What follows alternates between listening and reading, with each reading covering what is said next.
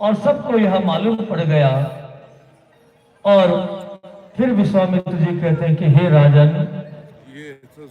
दूत अवधपुर पठवहु जाई, आनई नृप दशरथ ही बुलाई। कि हे राजन, अब आप अपने दूतों द्वारा सूचना दो।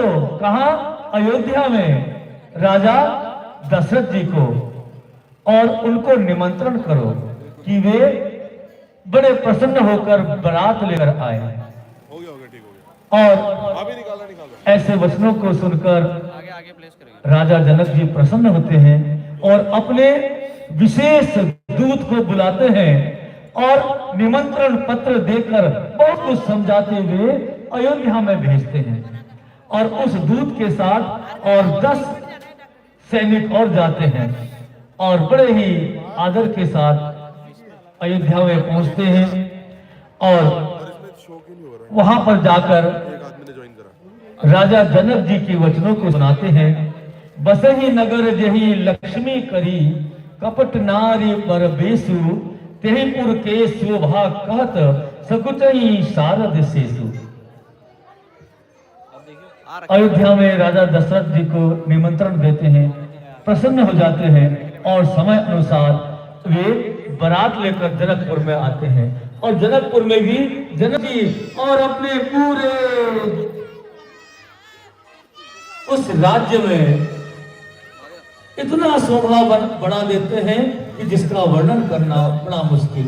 जहां पर लक्ष्मी जी एक सुंदर स्त्री बनकर छिपकर सारा कार्य करती हैं, वहां का वर्णन कैसे कहा जा सकता है।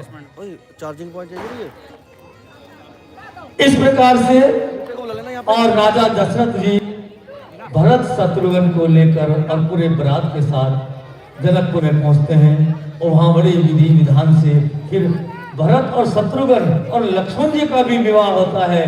और उसके बाद और कई दिन बारात जनकपुर में रुकती है और फिर जनक जी द्वारा विदा कराया जाता है। और राम, लक्ष्मण, भरत, शत्रुघ्न सब अपनी अपनी पत्नियों के सहित और अपने पिता राजा दशरथ जी के साथ अयोध्या नगर में पहुंचते हैं। और अयोध्या नगर में पहुंचकर माताएं और बड़ी सोने की थाली में आरती उतारती हैं अपने पुत्र और पुत्र वधुओं का, और फिर महलों में ले जाती हैं। और वहाँ बड़ा भारी धूमधाम से पूरे नगर को सजाया जाता है और फिर सब नगरवासियों को बुलाकर और बड़े बड़े पकवान भोजन आदि खिलाया जाता है। उसके बाद समय बीतता जाता है, कई वर्ष बीत जाते हैं। और उसके बाद राजा दशरथ जी अपने बालों को देखते हैं शीशा के आगे, तो सफेद बाल हो चुके होते हैं और सोचते हैं कि अब ये राजकाज अपने बड़े पुत्र को सौंपता हूं।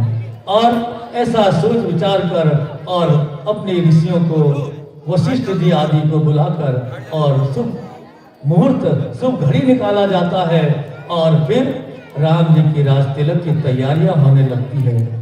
लेकिन यहाँ पर उपस्थित है ग्रामवासियों, देखिए समय का कोई पता नहीं लगता, 1 मिनट का। अब 1 हफ्ते बाद का मुहूर्त निकला जाता है राम जी के राज्य तिलक का। समय बीतता जाता है। ओ अयोध्या नगरी में जिस प्रकार से आप देखते हैं कि किसी बेटे का या बेटी की शादी होती है तो 1-1 हफ्ते 10-10 दिन पहले से तैयारियां होने लगती है। अब यहाँ तो अयोध्या नरेश राम जी की राज्य तिलक की तैयारी हो रही है। 1-1 दिन बीत जाता है, 1 दिन शेष रह जाता है। जैसे कि कल अब राज तिलक होना है, आज की रात दिन भर बड़े महोत्सव के साथ मनाया जाता है, रात भी मनाई जाती है। लेकिन भगवान को तो कोई और ही मंजूर था।